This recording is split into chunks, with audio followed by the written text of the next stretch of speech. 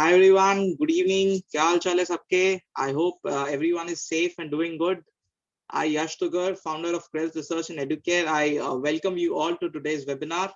I hope my voice is audible. Just a quick yes on the chat box if my voice is audible to everyone, so that we can go ahead with the webinar. Is it fine? Perfect, great. So once again, congratulations for everyone as markets is at all-time high. And we have seen a great journey from 7,500 to 15,000, which is the current level of Nifty. Of course, a lot of people ask me, like we had done a lot of series of webinars on market kya lagta hai, and we are back with it. A lot of people definitely asked me, they messaged me, they WhatsApp me, they messaged me on Twitter that so why you have discontinued it. So of course we were working on a project which we are going to launch it soon. So I was a little busy on that, but don't worry, we are back with that series and we'll continue the series. We'll continue to share knowledge. We'll continue to share, bring more people on board who will be sharing their great experience as well as knowledge with you all, so that you can grow your investing journey. You can trade well, and maybe you can grow with your capital in a compounding way. So as we start every webinar through a learning, as that is something which a lot of people appreciated me or two, that so the learnings which you have given at the beginning is really nice. So I thought it's the way we should continue. So today's learning is experience is a hard teacher. Experience is a hard teacher. It gives you the test first and the lesson afterwards. Experience is a hard teacher. It gives you the test first and the lesson afterwards. So it's very important. I connect it to the markets. So as we all know, experience is really, really important for us in anything which we do in life, be it anything in our business, be it anything in markets, be it when I talk about markets, experience is a very, very important topic, because the experienced players know when and what to do, when to allocate higher capital and equities, when to trigger your stop losses, when to exit the strategy, maybe when to reduce your exposure in equities. So this comes by a lot of experience. Of course, as I told you, experience is a hard teacher. So it will definitely first take your test. Maybe you have a lot of people, maybe big investors like maybe RJ or Warren Buffett. They also they also lost money in the beginning. But with experience, with knowledge, with resilience, they build their capital slowly and steadily, and now they're enjoying the compounding process. So it's very important. Once you're less experienced, you should start with small capital. You should first learn and then think of earning big, rather than what usually people do. They start with big capital, they don't have experience, and as there's a famous Hindi shairi on this, that the people with tajurba, that is experience, don't make money, but the people with money make the tajurba in the market. So it's really, really important that first you get the tajurba, first you get the experience, and then money will automatically flow in the markets. So that was today's learning. And now, without wasting much more time, I would like to introduce today's speaker, who is Mr. Siddharth Jain. He has been kind of a friend for the last 5-6 years. We started our investing and trading journey together almost, who is there from Calcutta as well. So I know him very well. So welcome, Siddharth, to today's webinar. It's my pleasure to host you, and it was my pleasure to introduce you also. So Siddharth is a CFA and a chartered accountant as well. He has worked with some big firms like Morgan Stanley and with some big PE firms as well. But now he has, I think, quit his job, and now he wants to focus more on his value investing, growth investing, which he has been following. He has been experiencing in the last 5-6 years. He has been finding some great multi-baggers through his process, which he'll teach us today throughout the webinar. So a warm welcome, Siddharth. How are you feeling? Thanks, Yash, for inviting me in this forum, and thanks for the kind introduction. So it seems great getting introduced by such a good friend. So yeah, as Yash said, I started my investing journey like 5-6 years before. We started together only. We have discussed multiple ideas before, and have been discussing the process of investing with Yash for the past 5-6 years. Yeah. Great, Siddharth. So of course, it's as you told, it was a great journey in the last 5-6 years. A lot of learnings, a lot of experiences. But as we all know, as I said, that experience is a hard teacher, but we all go through that, and slowly and steadily we learn. So Siddharth, tell us about your starting. Like you know a little bit about it, but I will request you to start telling a lot of details about how you started the stock market journey. How did you cope up with your chartered accountancy and other degrees which you're doing with stock market side by side learning? And why did you choose even after doing both of them? Why did you choose the stock market line? Like because a lot of people are interested in markets, but due to their own commitments, maybe due to their jobs, they're not able to go through it, and they don't have the big power also to maybe quit the job and come back. So how just Right. tell us your journey in a very candid way. Sure. So Yash, I started investing. So there was IPO frenzy going on in 2014, 2015, if I'm right. So I started started investing through IPOs in those times in 2014, 2015. Then I realized like making quick bucks in IPOs and all. Yeah, it's good for short term, but in long term you need to create lots. The market is a place where you can create lots and lots of wealth if you stay here for long term. So I started reading couple of books, started following couple of investors. Since I was pursuing CA, so I was well versed with all the financial concepts, reading balance sheet, how a company works, how to analyze balance sheet, how to analyze cash flows. So I was well versed with all these concepts while pursuing CA. I was passionate towards analyzing companies, researching companies, understanding how the business is working, understanding how different sectors. So I started my journey in 2014. I started investing in sectors which I understand the most. So that is one of the major things that most investor lacks in. So if they understand, say, a consumer sector, but they won't go and just buy a Nestle or HUL. They'll buy complex businesses like pharma or API or chemical specialty chemical. For any beginner, I'll suggest is to go and start researching and understanding the sectors that you understand very well, and the areas that you are comfortable with. So I started my investing journey through analyzing those areas which which was in my comfort zone, and then slowly reading couple of books, reading about investors, reading how cycle plays out, reading about different multiple cycles in the history in the past, going in the past and reading about them. I developed some kind of knowledge. But in markets, till you have come into the markets and started investing, is none of the knowledge is of no use. So you have to start at some point of time. So yes, started investing at the age of 20, started with small capital, slowly saved and scaled up my capital.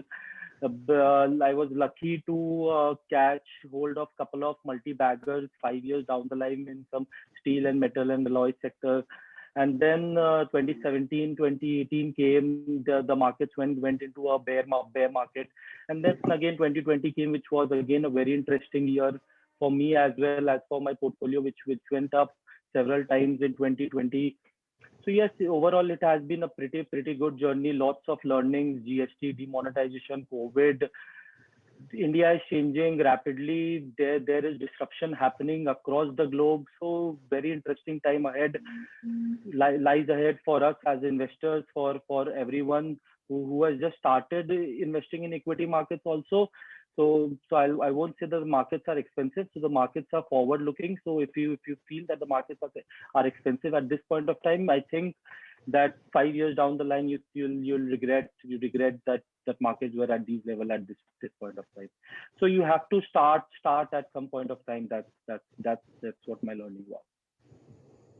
Great, Siddharth. I think that line you use, that starting is very important, and starting at an early age, like we did, is a really important thing, which I think all the big investors say that you have to start early. Of course, it's never too late to start, but it's very important that you start early. So Siddharth, as I have seen a lot, as we started very early at the age of 19, 20. Usually, right now, when I talk to people or when I talk to youngsters who are starting at that age, they are more carried away. In fact, I won't lie. We were also a little carried away, more onto trading, more onto derivatives, more into making quick money. So, what would be your advice to that youngsters? Because a lot of youngsters watch us and they try to catch up with what we say. So what was your thinking on that, and how did you change your mindset from these kind of trading, taking 5-6% profits, to multi-baggers, to maybe doubling your, tripling your money, and maybe holding on to stocks for years and years, and having that patience and having the belief in the story? So that is really, really important. So just take us to that, and what would your advice to them? Yeah. So yes, we also started we trading. We everyone finds FNO trading, intraday trading lucrative. We also started doing that. So I have this simple mantra. So yes, you can trade as well as invest as well, but you have to have different mindsets for both the things. So if you are trading, you have to have a disciplined approach towards trading. If you are investing, you have to have a disciplined approach towards investing. You can't do both the things in the same manner. There are different skill sets required and different mindset required to work as a trader, and to investor there are different mindsets are required. So I'll suggest everyone, if you are interested in trading, allocate 5 to 10% of your total capital in trading. Rest 90%, let it run as an investment capital. If you are doing well in trading, if your capital grows, invest more of the trading capital into your long-term portfolio capital. But obviously, you need to have the skill sets and the mentality for a trader differently, as well as investor differently. So you can't trade and invest at the same mentality. They are very different. They are very different in all the aspects. So you need to judge both the aspects differently. Great, Siddharth. I think that point is really, really important, that if you're a trader, you can be an investor as well, but definitely you should have different strategies, different mindset, a different capital allocation for that. So that word capital allocation just caught my mind. So that is a very important thing, because a lot of times maybe we believe on a story, we believe on a stock, but we allocate really, really less capital. So overall, we are not able to make a really big money on our portfolio. Maybe suppose we allocate 1% of the capital and the stock becomes 5x. So maybe like overall our portfolio is not maximum at 20%. So what would be your suggestion, and how importance do you give this to on capital allocation? And plus, as we talk about capital allocation, risk management also comes with this, because you have to manage your risk while allocating your capital. So what would be your take on that? So the strategy that I have followed and has been pretty successful with me is like, what I do, I take an initial position if I like a company. So that initial position is usually 1 to 2% of my capital. So I don't go and first day I put all my money in a company. So when I am convinced of the idea, I wait for a couple of quarters for the company to see how the numbers are coming, how the results are coming. I attend all the con calls of the companies that I am tracking.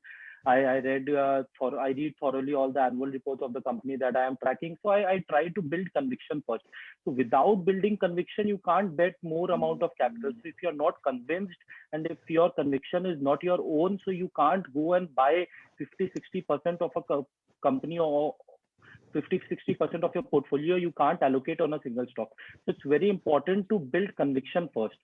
So when you build a conviction, then you can usually scale up as and when the stock price rises. So I don't buy on dips. So I gradually move my positions as and when the stock price rises. So if my investment thesis is correct, the stock price does well, I add on to my positions and I let the winner run. As and when, if I have got a very good return, say in 6 months or 8 months or 10 months, and I find the valuation a little bit stressed, I book partially profit. But I normally don't exit from a company if my investment thesis is right, and the logic behind why I invested in the company is still right. The performance of the company has not deteriorated. So if everything is right, I hold on to my winners and exit all the losers that I am holding currently. Great, Siddharth. I think that point is really, really important, which I also follow, that holding on to your winners is really, really important, because in markets, usually people, retailers especially, maybe I also used to do it in the past, maybe 3 years, 4 years back, that I used to average my losers, which were going down, and I used to quickly book profits in my winners. So actually we have to do the reverse. We have to hold on to our winners and trail our stop losses, and exit the losers as soon as possible. But that one two line which you said on con calls and reading the annual reports and waiting for 2 quarters to maybe allocate more on capital, I think that is a really, really important point which you have come up with, because a lot of people miss that. They don't know what are con calls. They don't read the annual reports. They don't know how the quarterly numbers are coming. What is the management commentary on the future business? Because ultimately, it's the management commentary, how the quarters are coming, how the management is dealing the con calls, or maybe what they're predicting or what the guidance is. Really, really important for you to build conviction, because ultimately it's the management who is going to deliver, and you are becoming a owner of the company as you're buying the shares. So you're becoming a partner, something like a partner, right? So I think what's your take on this? That how important is that for a retail investors, for making big money, for making 10x 20x on a stock, to attend these con calls, to write down the quarterly updates, to maybe follow the annual reports, to maybe do scuttlebutt, that is going to the meet and management. So what's your take on that? Because I'll request you to explain that in detail, because a lot of people don't understand it and maybe find it a very lengthy process, but it's a really, really important one if you want to make big money, or if you want to compound your money in the market. Yeah, so as you rightly said, yes, it's very much important to attend these con calls to understand the business dynamics. Also, not for the companies that you are holding. So even for the companies that you are not holding but are in the same sector, that the company that you have. So you should also attend con calls of all the companies of the sector that you are bullish in, so that you'll get the understanding of the sector as per se, how the sector is shaping out and how your company is shaping out vis-a-vis the sector. So if you don't have time to attend the con call, you can read the transcripts as well. So the management uploads the transcripts regularly on the website. Also, nowadays there are many Twitter channels, there are many YouTube channels which are providing these con call, which are summarizing these con call transcripts for retail investors to understand it. So it's very much important that you keep a track of whatever is happening in the company. You have to keep the track of all of these to build your conviction and hold on to your winners, or exit your losers if you are not convinced enough. Yes, there can be many jargons that you don't understand, but if you like attend 4-5 con calls, if you ask management certain questions, if you get an understanding of the business, the overview, you'll start having confidence about yourself, about the company that you are holding, and you'll stick on to it. You won't exit it early. So I'm not telling you to get emotionally attached with your investment, but you should be well versed with what the company is about that you are investing in, and you should know everything about the company that you have invested in. Great, Siddharth. I think there were some great insights given by you, that it's not necessary you have to do everything at one go, but slowly and steadily you should go read the company, see the quarterly numbers, allocate small capital, and then slowly, when the winner goes in your favor, then add on to that winner and hold it on till the conviction is there, till the numbers are coming, till the management is confident. So great, Siddharth. Before I give you the floor, this is my last question to you. And it's a really, really important question, because a lot of our audience right now will be people who would be working, would be on a job, and they want to quit their job and maybe start full-time investing, full-time trading, or maybe come to the markets. So Siddharth, as I told everyone in the beginning, that Siddharth was on a very good pay scale, and he was with a very good multinational company, and he has left his job and has come down to full-time investing. So Siddharth, first of all, how difficult it was for you to take that decision, because it's very difficult to have some fixed income which is coming in your bank account at the end of the month, than was nothing coming to your bank account, and you have to earn, and you have to, that's extra pressure is there on your mind that I have to come to that. But definitely, it's very, very important for you to answer this question for a lot of people who want to do this, and what are the pros and cons, and what people should keep in mind before doing this, because it's a very, really difficult thing also, and it can be little risky as well. So your take on that, Siddharth? So the first advice that I'll give everyone who wants to pursue full-time trading or full-time investing is to first understand how investing and trading works. So once you have spent 5, 6, 7 years in the market, you have stayed invested for a couple of cycles, you have understood how the market works. And if you have already saved a stable capital, you have stable cash flows, you can build multiple sources of income, then you can start of thinking allocating, you can start of thinking deciding pursuing full-time investing or full-time trading. Obviously on a case-to-case basis, there might be many situations where you must be the sole owner, sole earner in your home, or there might be several other situations. On a case to case basis, so you have to decide on your own, so whether it's feasible for you or not. But what I'll say is, so I was investing, or while working also, I was investing while studying also. So there are no harms in doing so. The stable cash flow comes while working on a job also. So as pandemic happened, I think I was very much lucky because I had a stable job. I had cash flows to invest in those falls in March, April, May. If at those point of time I didn't have cash flows and I was wholly allocated, I don't know how would how I would have made such returns. So yes, you should have cash flows to support your full time business. What you have decided to do, you should plan 4 5 years down the line. How do you want to build your business? How do you want to generate income? And then you can decide on full time investing or trading.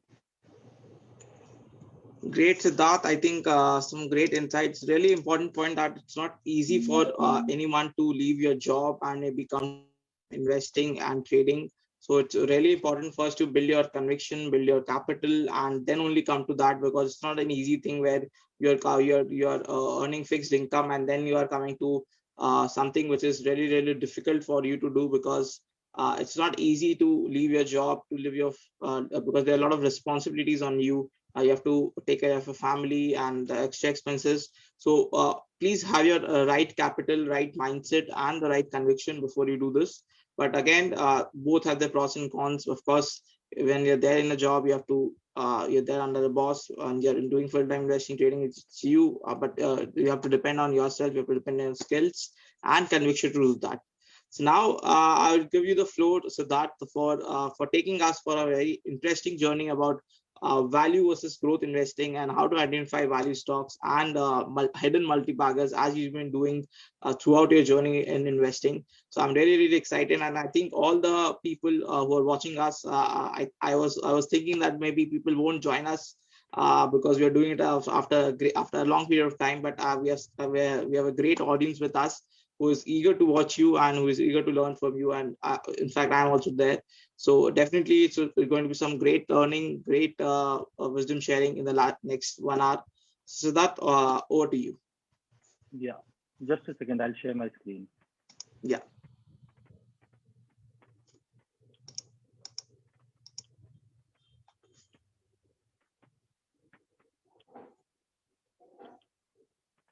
So Siddharth, a lot of queries when you're speaking on annual reports, so how to see that or maybe what to see in that. So just give a quick brief after your presentation or maybe during that if it's there.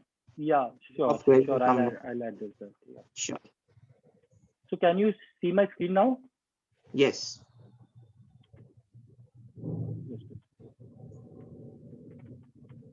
Yeah, can you see the screen?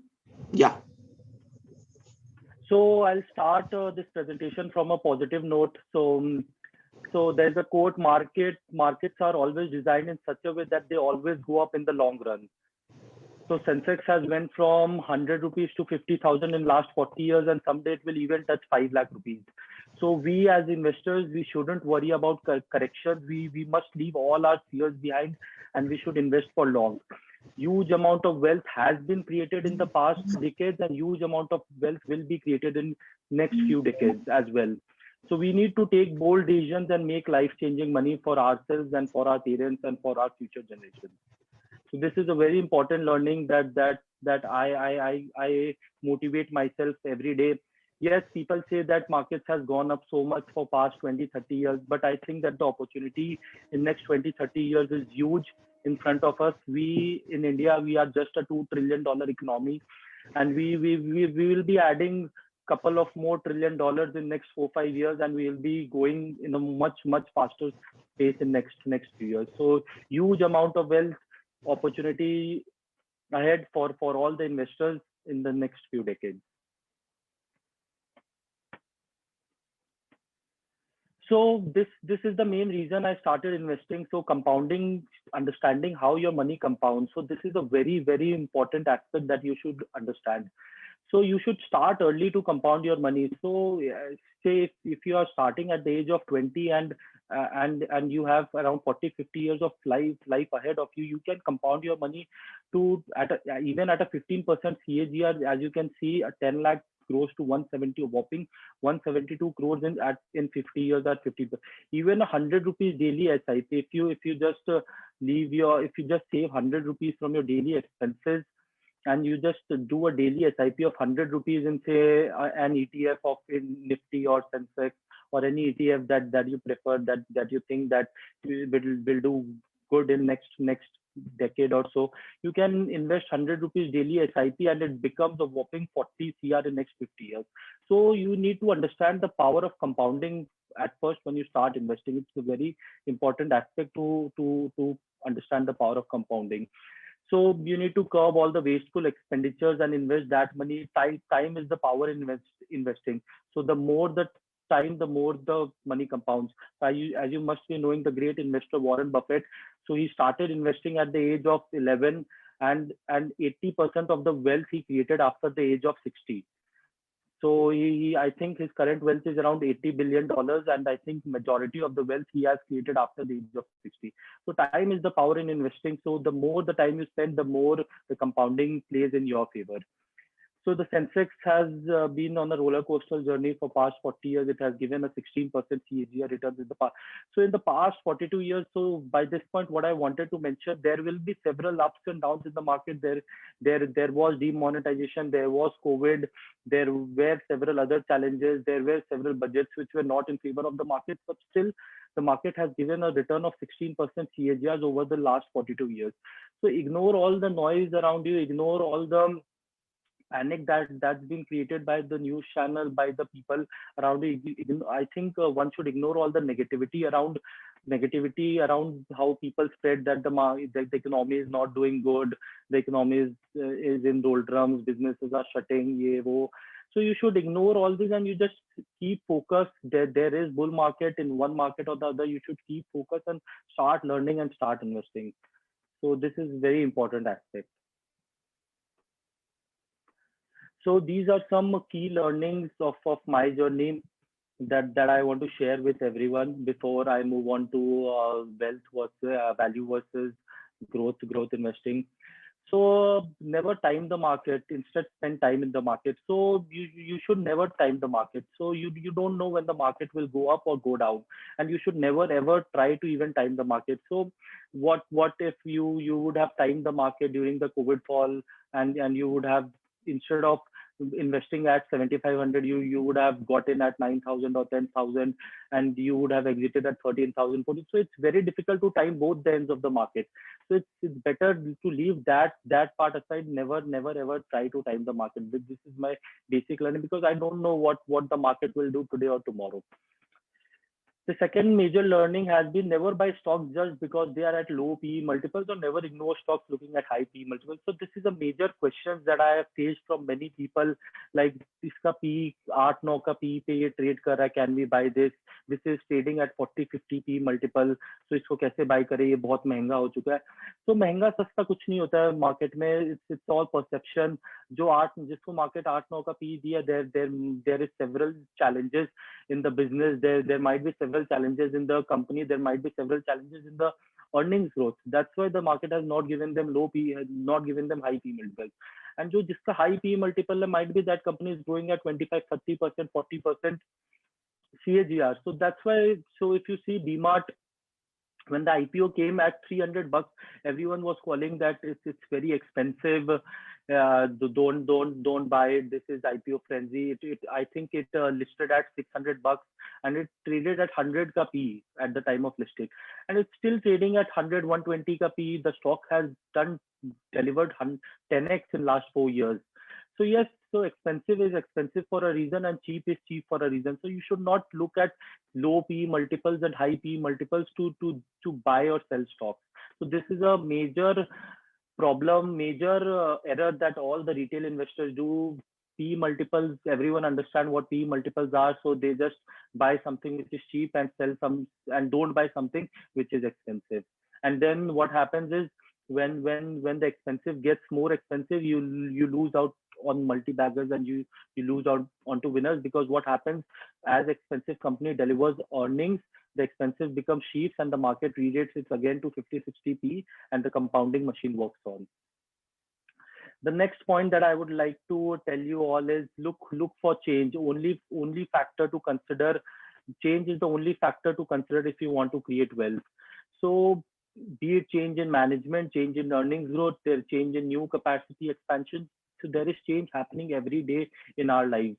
So in 2020 itself, if you observe, so no one is going to office, everyone is working sufficiently from home. So there is change happening every day, everywhere. So look for change, identify changes happening around you, and invest and try to find companies which are solving business problems, which are in delivering helping in delivering growth, helping in changing the business scenario accordingly outside you. So you should look for change around you, and try to find companies which are solving business problems. That's the only factor. If you want to create wealth, change, you should look for change. So for example, I say that there is a company named CG Power. So you might, if you are tracking that company, so all the stock names that I'm taking, it's not any buy or sell recommendations. I might be holding it, I might not be holding it. So don't take any of my recommendations as an advice. So CG Power, the management changed. Murugappa Group acquired the company, and the stock has gone from 10 rupees to 50 rupees in a matter of 6-7 months. So you should look for change in everything. So even if a CFO of a company is changing, you should go and track who the CFO is, where did he work previously, go to his LinkedIn profile, understand in which companies he has worked before, and whatever he has done before in his previous employment. So you should look at go and get in details every small factors which will impact in the long run. And when change comes, disruptions happen. So disruption is the only constant in our life. Find disruptors and bet big on them. So Reliance Jio is one of the disruptions which happened in the telecom sector. In the financial space, I feel Bajaj Finance was a disruptor in 2013-2014. IDFC First Bank is on a some way. They for them to build a CASA of 48% in such a small time, I'll call them a disruptor. But yes, lots to be proven from the management in next years ahead. So you need to find disruptors and you need to bet big on them. The next point that I want to mention is build your own conviction. Borrowed conviction is more harmful than borrowed money. So the most important factor is to have your own conviction. So during the March fall, if you're not convinced about your holdings, you would have sold most of your holdings, and you wouldn't have bought them back again.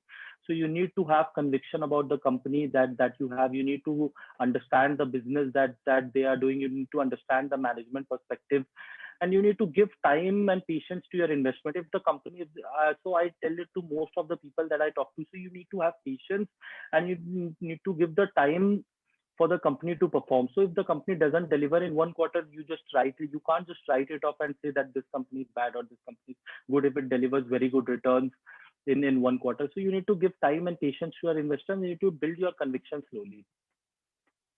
As I said in my introduction also, so it's better to stay with your winners and cut your losers. So in a portfolio of 15 stocks, obviously there can't be a scenario. I think that, so for me there wasn't any scenario that I had only winners. So yes, there were multiple losers also, but obviously you should always cut your losers first and stay with your winners, and keep reviewing your portfolio and keep understanding how the businesses are turning. And the last point that I want to mention is take investment decisions purely after understanding and analyzing the business. Unless the business does not do well, the stock price also won't do well. So yes, this is the most important point. It is very easy to tell it, but it is very difficult to implement it in real life. I have faced multiple challenges understanding different businesses across different sectors. So yes, it is very, very challenging. and I understand it, but yes, you have to start it at some point of time. And if you want to create a wealth of 10 bagger, 20 bagger, 100 bagger, 200 bagger, you need to understand the business. Without understanding the business, you can't, mark my words, you can't create 100 bagger in your lifetime, because you will sell the stock after it 3 bagger, 4 bagger. You won't ride the journey till 100 bagger. So it's very much important to understand the business well. So I'll start with growth versus value investing. So yes, there are two approaches to investing in stocks. So it's the most debated topic across the investment community, like whether we should invest in growth stocks or value stocks. So this is a chart of Russell 3000 growth versus value. So this is a chart of past 20 years. So as you can see on the blue axis, the growth stocks are lined up, and on the green axis, the value stocks are lined up. So as you can see, the growth stocks has outperformed from last 10 years the value stocks in most of the years. In last 10 years, the value hasn't performed yet, and the growth stocks are doing very well. Yes, there are multiple triggers to it, due to low interest rates, due to Fed printing money. The growth stocks have done pretty much well, but there were cycles in the past where, if you can see, from 1988 till 1998, from 2001 till 2008, value stocks did pretty well. By value stocks, what I mean is economy facing stocks. So the stocks in sectors which are directly linked to the economy, like infra, like cement, like metals, like steel. So these stocks did pretty well in 2000, from 2001 till 2008, and then from 2010 onwards, the growth stocks have literally outperformed the value stocks. So yes, there are cycles in which one overtakes the other, but you should not incline your mind towards one approach of investing. So you should be flexible enough to understand the pros and cons of both growth investing as well as value investing. So what basically is growth investing? So growth investing is basically you are investing in companies which are growing at a faster pace.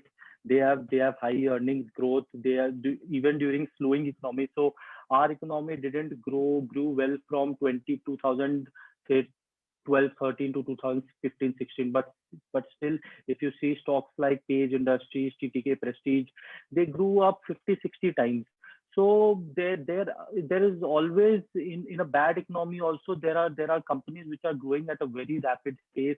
There are companies which are disrupting in whichever field they are. So you need to understand, you need to analyze those companies, understand those companies, and you need to invest in them. Even during slowing economies, there will be pockets with better earnings growth. So in this COVID scenario also, so in May, June, July scenario also, so you might have seen that pharma, agri companies did pretty well, because they didn't had so much of impact. They didn't got impacted so much due to COVID. So yes, there will be high earnings growth across different cycles of the journey. So yes, so these are the pros of investing in growth investing. So you invest at a faster rate, so the earnings growth are good. The chance to invest in emerging assets or companies. There are also cons. There are the growth investing. The major cons I have seen is they always trade at high PE multiples, and they are always more volatile than value companies. So you need to build a mindset. Yes, if a company is growing at a 30% CAGR, so there will be a couple of quarters that the company won't grow for that space. So if I take an example of Page Industries, there were three, four quarters in between where the company didn't grow well, but still the management gave a good guidance, and the stock did pretty well afterwards. So for a growth investor, if the growth has slowed down considerably for 2 years, 3 years down the line, then you can change your rationale. Then you can think that yes, this company is slowing down. Your rationale was to get a 25-30% CAGR type of growth, but now the company is growing at 10, 12, or 15%. So you can change your investment accordingly, but you should give time and patience to your investments. Just by seeing 1 quarter or 2 quarter numbers, you shouldn't change your investment philosophy. So I'll just give you an example. So I was very much bullish on this company named Astec Life Sciences. So I built a position after seeing the last year Q4 numbers, at the stock was around 500, 600 rupees at that point of time. The company did very well for the next 3 quarters, and the last quarter the company didn't did well because of certain increase in the raw material prices. And the stock price has corrected 20-30% from the top. So it doesn't mean that the company won't do well for the next 2, 3, 4 years, or the company has stopped growing. So you need to understand. So as I have been saying, you need to understand the business very well in order to stay patient, during when the stock price is not performing. If you're holding a stock for 5 years, 6 years, there will be 10 months when your stock won't do anything, and there will be 10 months when your stock goes up 5x. So in order to enjoy those 5x in those 10 months, you need to have patience to just sit down and do nothing for the 10 months and just understand the business for those months. So value investing, on the other hand, is basically to identify assets that are undervalued in the markets. So basically, you are trying to find assets that are offering a good bargain. So value investing, I'll say, basically where the fundamentals are good, but they are not growing at such a pace that market is not giving them a good valuation. So for say a company in a cement sector is growing at 5, 6, 10% pace, and but market is not rewarding them. But the company is good company. The company can be the market leader also, the Shree Cement or Ambuja Cement, but the company is not getting re-rated, or the company is not getting good valuation because of slowdown in the overall sector. So you need to understand at which cycle of the sector that you are investing in, what are the future triggers that will help you unlock the value of the company. So for an example, what I want to share from my personal experiences. So during May, June this year, so even before the metal cycle started, so all the metal companies, I researched all the metal companies that were listed in our companies. I came across a couple of interesting names in the metal companies. So the name of the companies were Jindal Stainless Limited and Jindal Stainless Limited Hisar. So I was what amazed me was I was getting a company of 1,000 company at the market cap of 1,000 crore, which has the market share of 50% of India's stainless steel market. So basically, what was stock market was telling me that the whole stainless steel market in India is currently valued at 2,000 crores, which is pretty much absurd. So if you see the top line of all the stainless steel players in India, it's more than 20,000 crores. So but the market was not giving valuation because the sector was in downturn. The stock was languishing at 30-40 rupees. There was subsequent value in the companies. Even if you calculated the replacement cost value, it was coming to around 7,000, 8,000 crores, and the market cap was around 1,000 crores at that point of time. So you need to understand and find opportunities like those in when the stock price crashes or where there is a mayhem, so that you can make 3x, 4x, 5x kind of returns in a very short period of time. So value investing is about finding good deals, as I said, like finding companies which are trading very, very low to their intrinsic value, and where you can wait patiently for a couple of years to get the value unlocked. There are risks lower because already the stock prices are very cheaper and there are very limited downside. But yes, the upside, the patience can also be tested, and the upside can also take much time. So yes, there are potential for gains, but you have to wait for long time to unlock those values. So there are cons also for doing value investing. You can lose out on big winners. Obviously, most of the value assets don't return to profitability, and there's a lot of time involved. As I said, they take a lot of time and energy, and they will test your patience before they're delivering good returns. So you should put a lot of effort into your research and then invest in those companies. What I've noticed recently is like everyone has this recency bias. So everyone wants to invest in growth companies over value companies. Yes, the market has done pretty well in past 10 years, and the growth stock has outperformed the value stock for more than a decade. As I showed you in the charts, all the growth companies, the NBFCs, the financials, the consumer names, the technology names, the pharma, the APIs, all have outperformed the value stocks for more than a decade. Yes, this has been accelerated by Fed printing money across for past from 2008, the Fed when Fed started printing money, the Fed is printing money continuously, and this has been accelerated by low interest rates across the globe and all. But I see a trend reversal in this. I see what I personally feel is the value stocks will come back again in this next decade, and value stocks can outperform the growth stocks in the next decade. So I'll explain you what are the factors while consider investing in value stocks. So value stocks are not cheap stocks. The value stocks are undervalued for a variety of reasons, and the investor hopes to get in before the market corrects the price. So they are not cheap stocks. Like they are not trading at 5-10 rupees or 12 rupees or 15 rupees, or they are not just trading at 2-3 p multiples or 5 p multiples. So they are undervalued for a reason, and until unless there will be a trigger for value unlocking, the value won't be unlocked.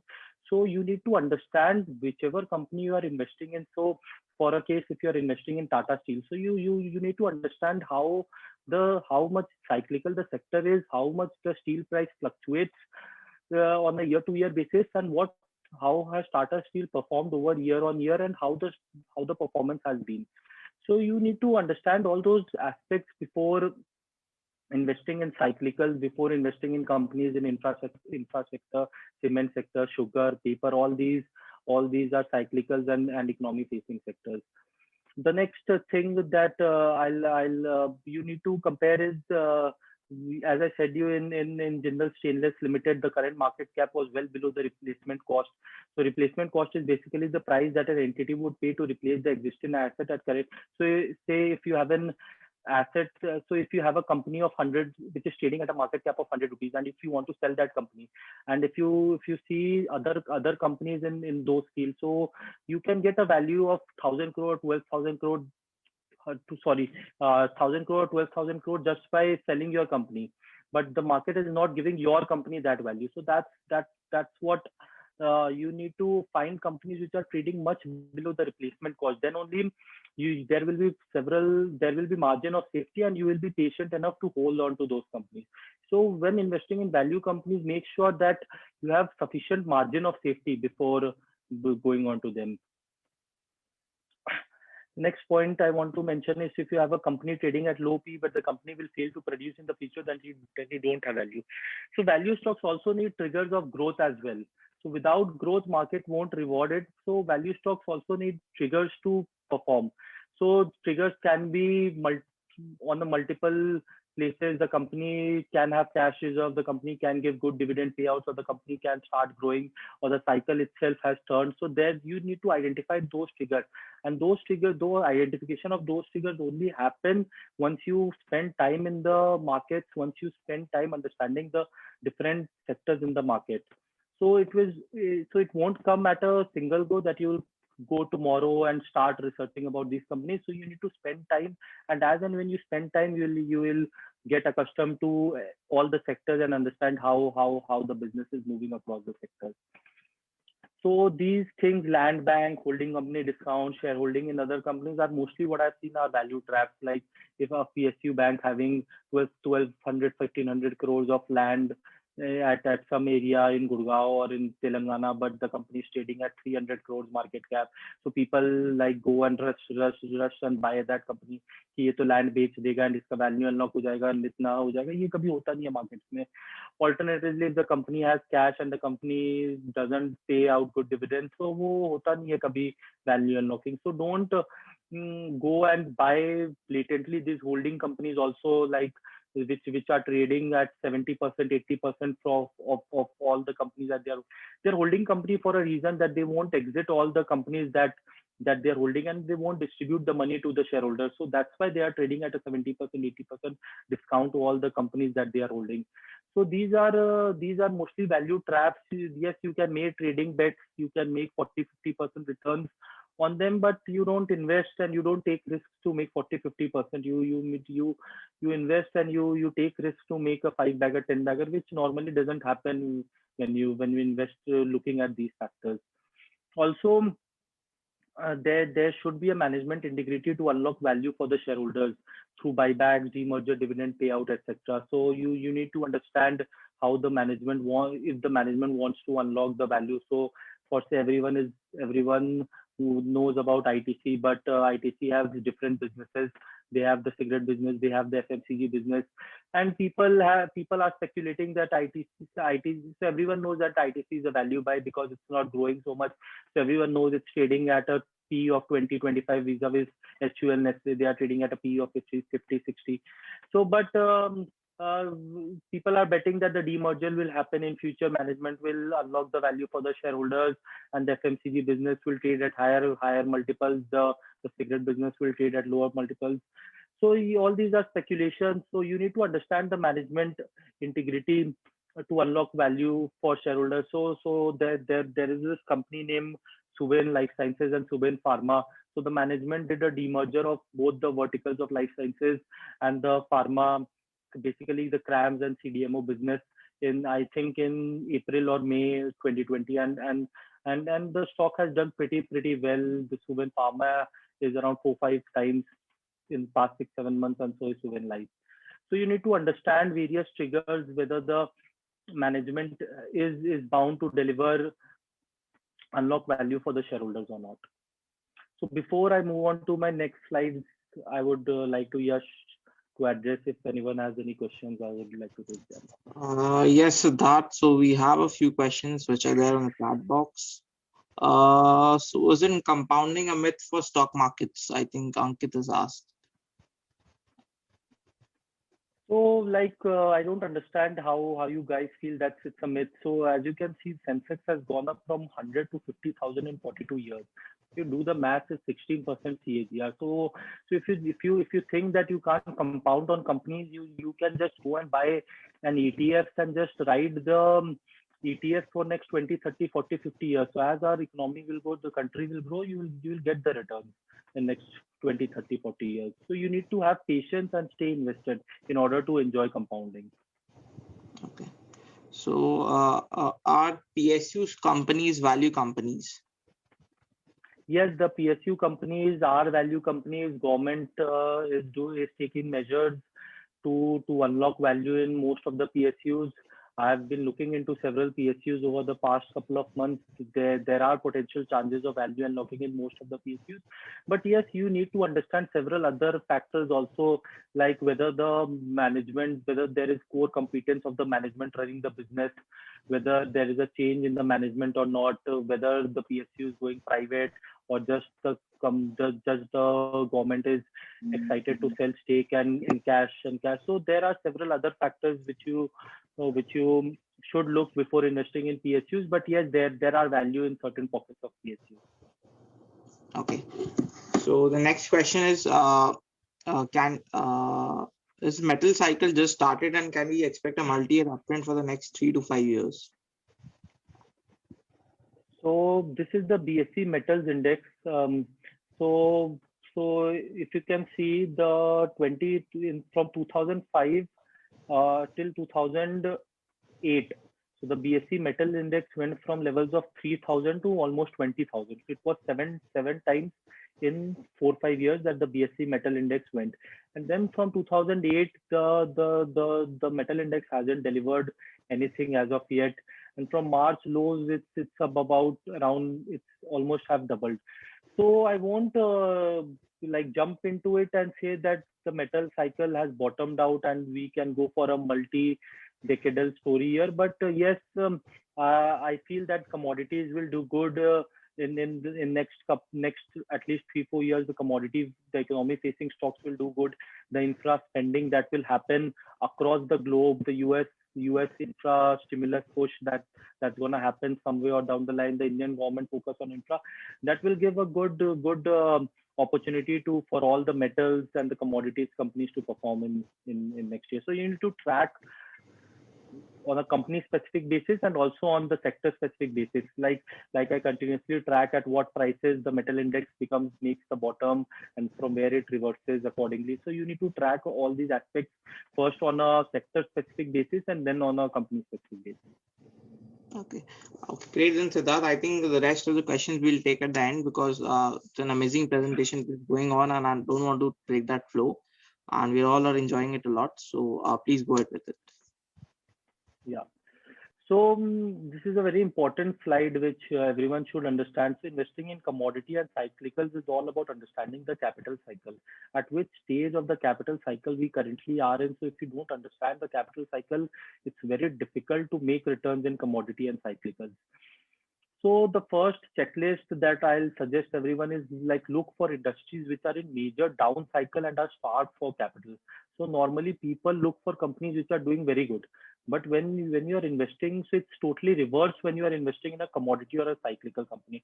So you start looking by companies which are doing very bad. You start looking by sectors which are doing very bad. And in those bad sectors, you look for companies which are available at a significant discount to the intrinsic value, like the replacement cost of the company can be 5 times or 10 times the current market cap. There can be many, the stock might be trading at a p multiple of 1 times, 2 times, and there is no significant, the market hasn't rewarded anything for past 3 4 years. So you need to look for those companies which are available at a significant discount to the intrinsic value.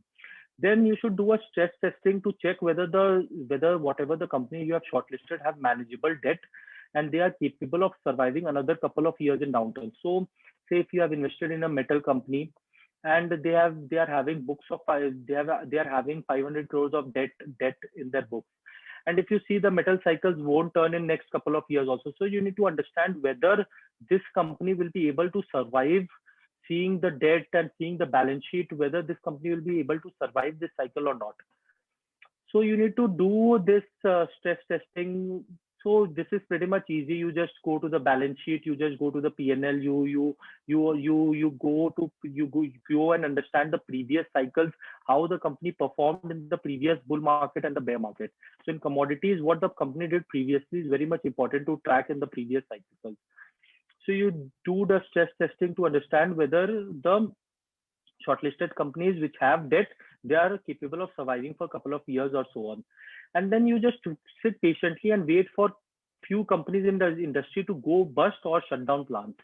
So that's when the pessimism is high. So basically, when the cycle is in downturn, that's when the companies go bust. So from 2017, then most of the NBFCs and the housing finance companies which were doing pretty good in 2015 to 2017, or most of the metal companies were also doing pretty good in 2016-17. So you just sit back and you just think, you just wait patiently for a couple of companies to go bust or to shut down plants. So what happens is supply goes away from the market, and when the cycle turns, and the demand comes back, there are very few players. That's why this testing is very important. There will only be very much few players left in the market which will absorb all the demand, and then the cycle will turn and you can make a normal type of return. So basically so if you see this chart, so basically this is where you should start looking for companies when you are investing in cyclicals, when there is pessimism around. So when the business investment is declining, the industry is in consolidation, majority players are exiting the industry, there are no new players are coming, the existing companies are also not announcing capacity expansion, they are just working at a 40-50% capacity utilization, and there are too much pessimism around the industry.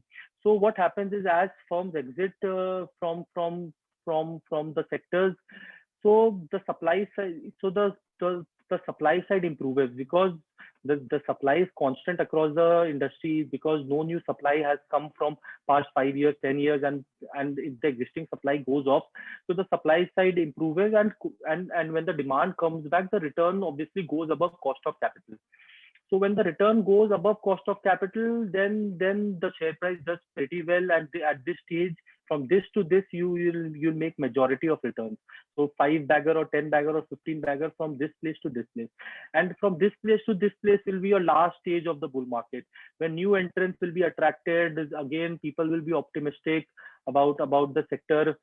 Again, there will be, the existing management will tell that he wants to expand capacity by 2 times or 3 times or 4 times. He's seeing demand across all the industry. There will be new entrants, and that's when the stock tops out. When everything is very good for the sector, that's when a cyclical sector will top out, and again the same cycle will repeat on.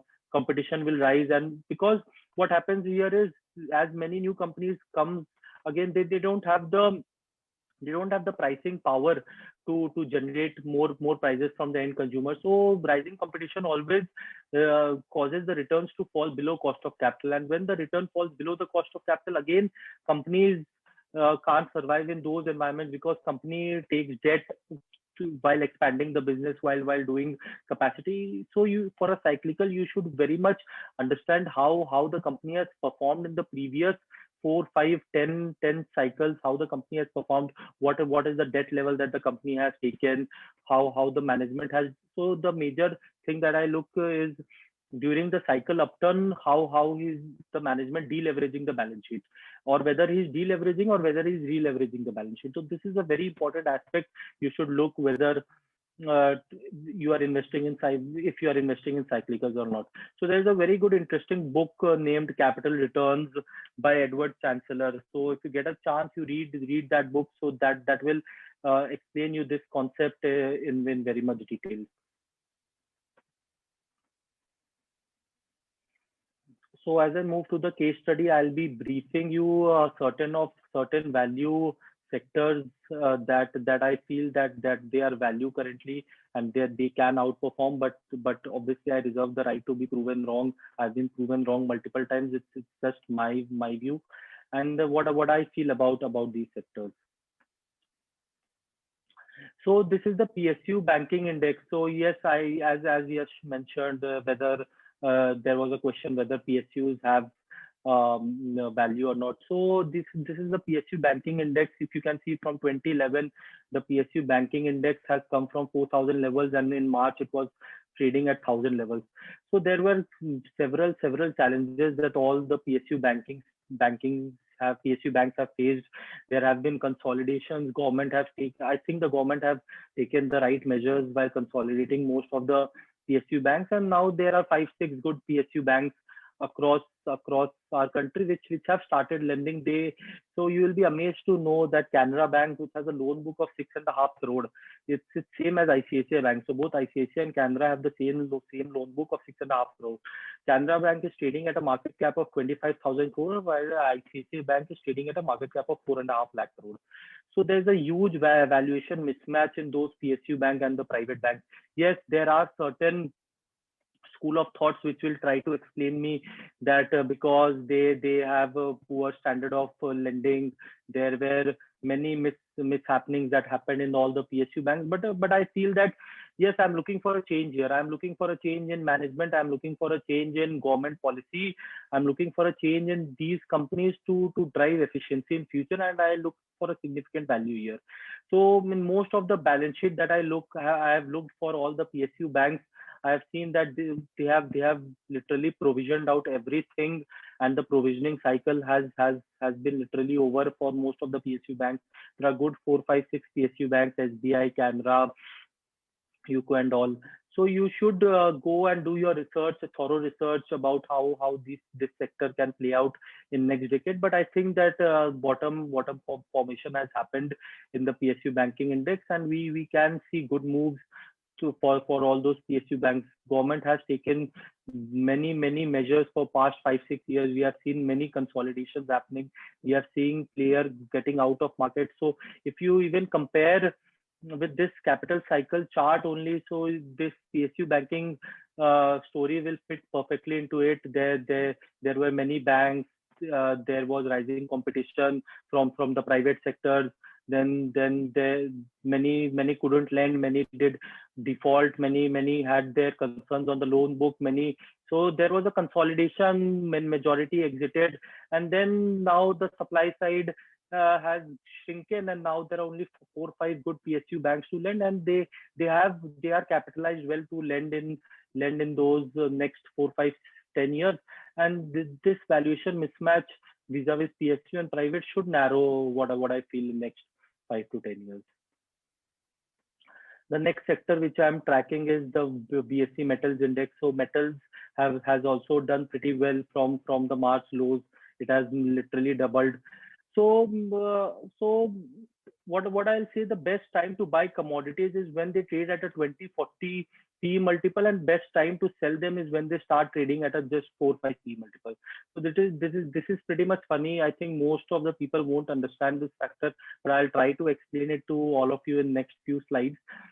So yes, this is only on a PE multiple specific. There are several other factors also you should look for, but I wanted to put this point out because the majority of questions I get is on PE multiple. So I wanted to, apart from understanding whatever I've said, you understanding business, understanding cycles, this major filter also helps in investing in commodities and cyclicals. So I'll make you understand in next couple of slides. So how you invest when the stocks are trading at 20-40 P, and how you sell them when they start trading at 4-5 P. So I've taken an example of HEG Limited.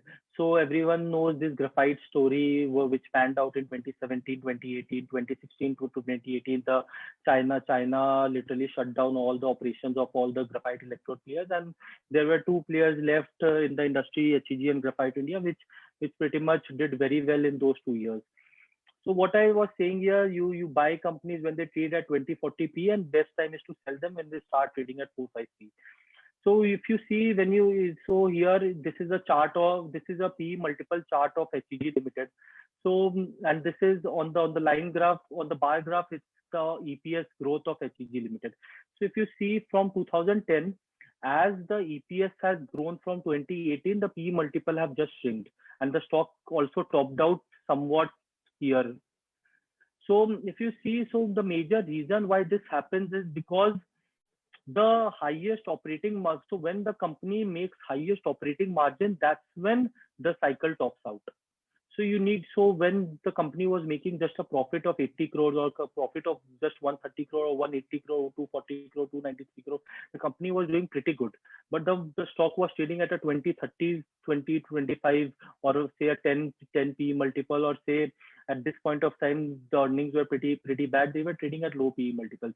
But most of the what mistakes most of the investors do is they see these numbers that the company did 1,700 crores this year, the company did 4,600 crores this year, and the company might do 10,000 crore next year, and they think that the PE multiple have come to around 2-3 times PE because the earnings is growing at such a large pace, and we should buy these companies, and this will be multi-baggers forever.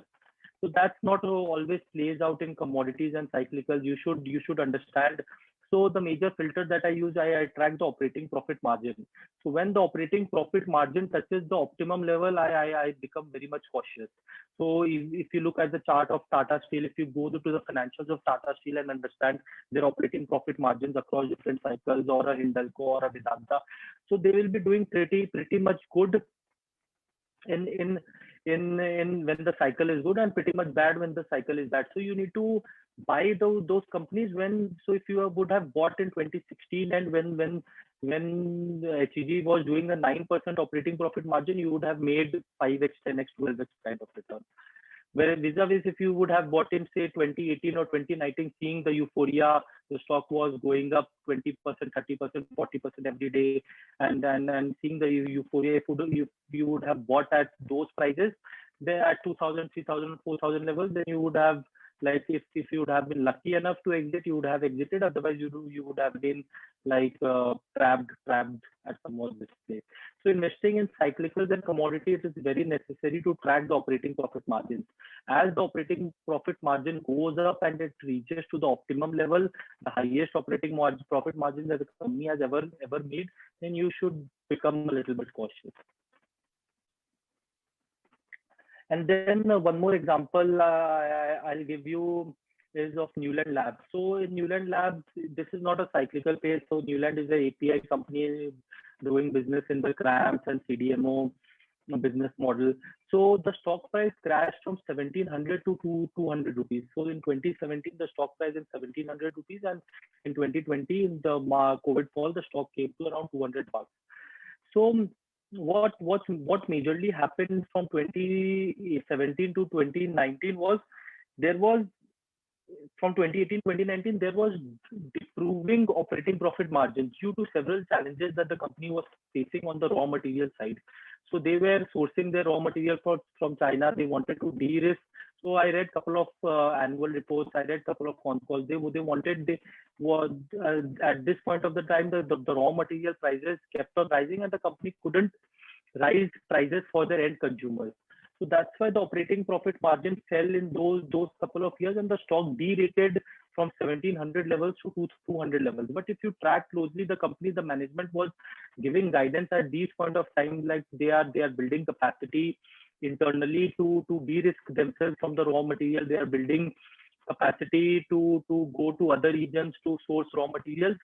So and also they started the unit 3 also. They also started doing business in the CRAMS and the CDMO, which is basically a low volume high margin business, basically where the EBITDA, where the operating profit margin are 20-25%. So you need to understand on a business to business perspective how a business stands out, what the management is giving guidance, and whether you trust that management or not, whether the management is trustworthy or not.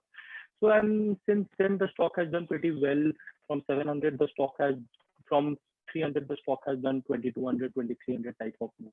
So yes, this is not a cyclical story, but there are certain opportunities in different pockets of the market where the stock price crashes due to some small disruptions, where you can research and you can buy those companies at that point of time, and you can, and if the things turn in your favor, you can make stupendous returns in next 2, 3, 4, 5 years. And this is the capital goods index that I want to share. So which this is the sector that I am pretty much very much bullish on for the next decade. So the capital goods index, if you can see, from 2004 till 2008, it went up from 2000 to 20,000. That was a 10 bagger on the capital goods index. And from 2008 till 2020, nothing has happened. And for the first time in 2021, the capital goods sector has given a breakout and it's now trading at all-time high. So I'm pretty much bullish in this sector. There are many interesting companies that I'm tracking in this sector. So they are trading at all-time high after consolidation of 12 years. Companies like Siemens, companies like ABB Power, companies like Cummins India. So yes, these are not stock recommendations, but yes, this sector, which is considered as a value sector, this sector can give very good returns in next few years. So yes, this is for me. Happy to answer any questions you guys have. So a wonderful presentation, Siddharth. I think there were some great examples, great learnings, and yeah, so here's your presentation. Great. So I think it was an amazing presentation, a lot of learnings, a lot of examples, a lot of great practical case studies which you shared. I think, of course, there are no recommendations as you mentioned, but I think there were some pretty good practical examples where I think everyone could understand, and especially that slide on where you explain how the cyclical index works, how the cyclical stock works. It's very important to get at the early of the cycle. And I think it was an amazing presentation. We understood very clearly how we can differentiate from value stocks to growth stocks, and how to identify them at an early age and do the Technofunda approach to identify those stocks and write those winners in a very good way. So great insights, Siddharth. Thank you so much for that amazing presentation. And I think now we'll open the floor for question and answers, because I was also getting a lot of questions during a presentation, but I did not want to break the flow. So we'll take those. We'll take some questions from Zoom, and we'll definitely take some questions from the Facebook live, which we've done. So a lot of users are live on Facebook as well and watching us. So I'll start from I think Zoom. There are a lot of questions which are coming up, so I'll go to them one by one. So I think there's one question on the. Can you please give an example of value and growth investing with help of stocks? So I think that you've already given in a presentation. Yeah. So as you told that PE doesn't matter if the company is doing good, does that mean one can either buy at any, one can enter at any PE, like for example Affle or IndiaMart or Naukri, which is greater than 100 PE, or Route Mobile? Yes, pretty interesting question that someone has asked. So I won't say you just go and buy those companies at this elevated valuations. I won't recommend you to buy at 100p or 120p, But you should track those companies, and you should not just ignore those companies just because they are trading at higher P multiples.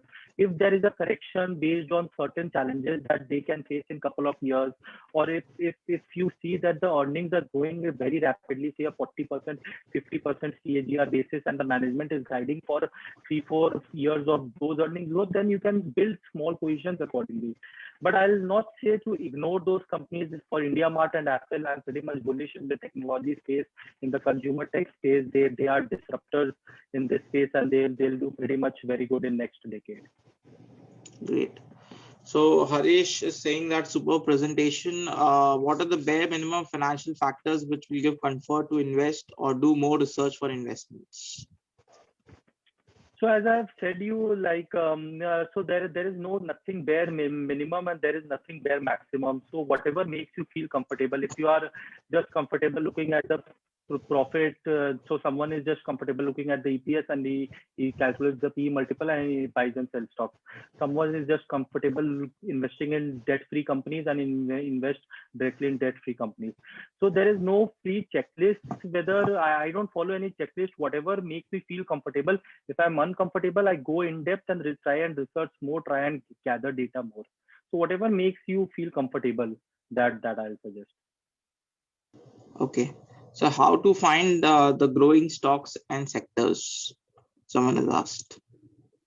So it's pretty much easy. So you can use multiple screeners. You can track quarterly numbers of the companies from screeners. You can use screeners.in, and you can create your filters, and you can find companies which are growing at 25%. If you create your screener of companies growing Q on Q or YOY 25%, you can get the list of all those companies which are growing at 25%, 30% CAGR, and you can get a list from them, and then you start your research accordingly. Okay, so I've got a very interesting question that, of course, matches with our tagline at Market Kya Lagta Hai. I forgot to ask you, so that question has reminded me that India will be the third largest economy in 2000, most probably. So, what would be Sensex at that time? So, of course, I won't tell you to predict for that time, but right now, Market Kya Lagta Hai? That's my question to you.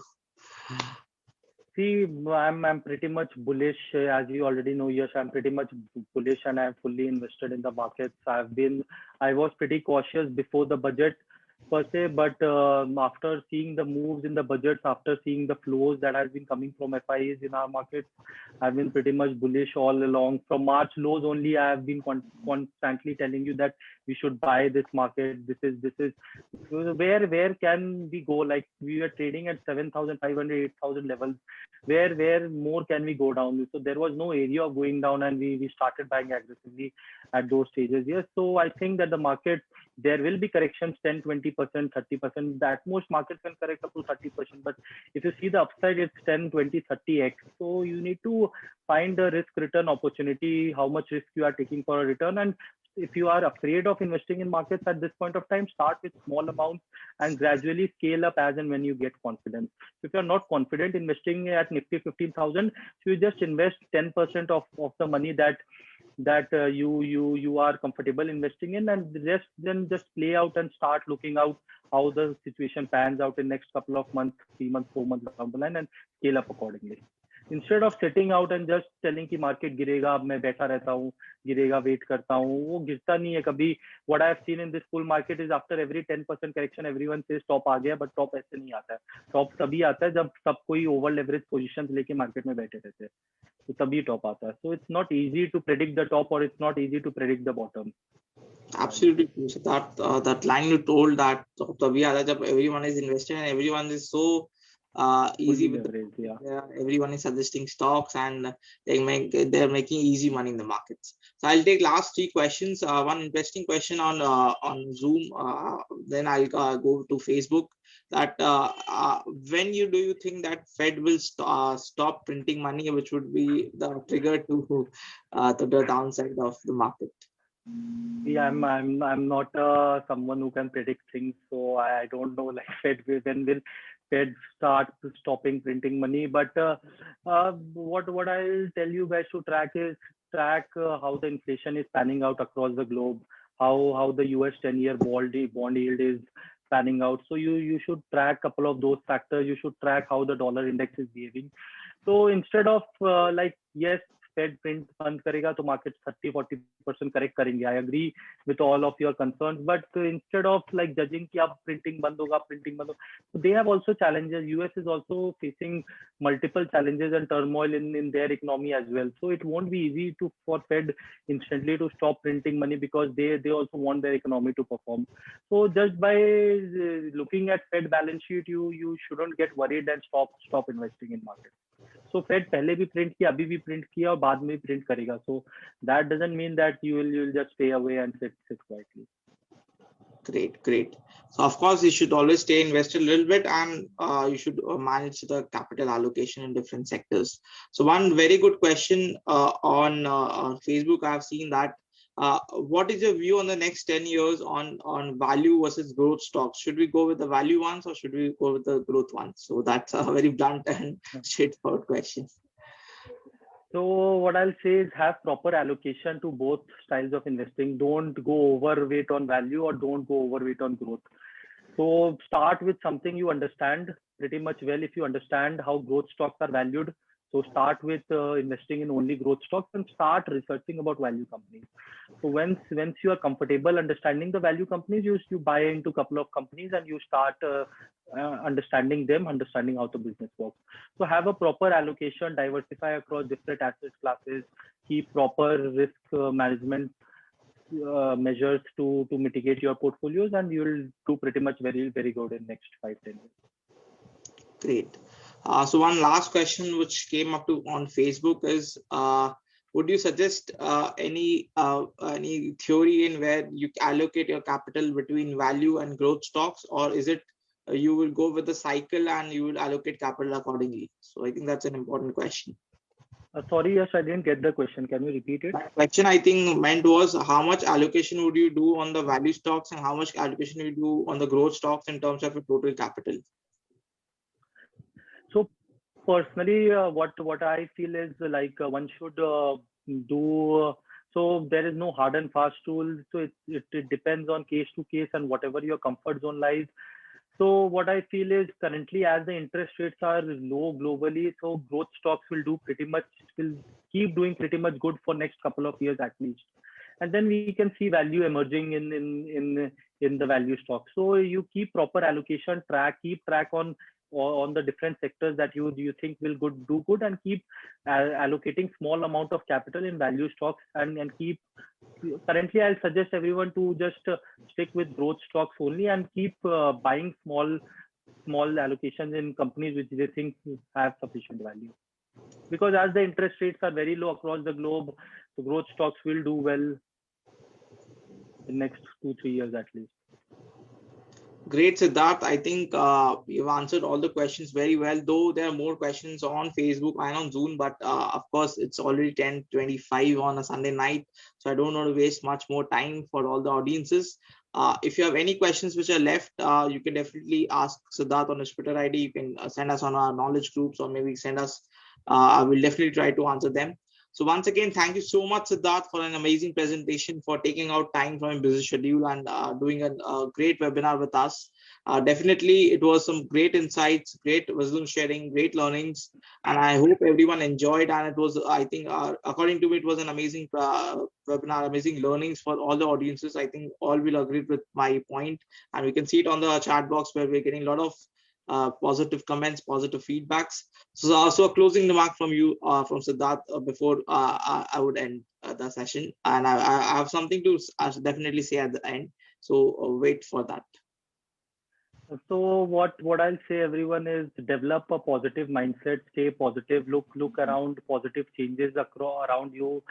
Don't buy into those pessimistic thoughts and pessimistic logics that people tell you. Try to find positives in everything that you are doing in your day-to-day life, and everything will apart from your investments. If you are positive in your life, everything will fall apart gradually. So just be optimistic and be positive about our country. Be positive about everything that you are doing. Everything will be good. Okay. That's great. So I think it's really important to be positive, be be confident on your country, be confident in yourself, and be optimistic, because great money is going to be made in the next decade. According to me, according to Siddharth, we have the same view. And once again, thank you so much, everyone, for showing the same love, the same feedback which you showed us in the first Market Kya Lagta series. It's a great comeback, and I'm very happy to come back and share some great insights to bring people like Siddharth on board to share some great knowledge. And I'm really, really happy that you liked it. Thank you so much for the feedbacks. Definitely, a lot of things are coming up soon. In fact, we and Siddharth, we are launching something really, really soon together.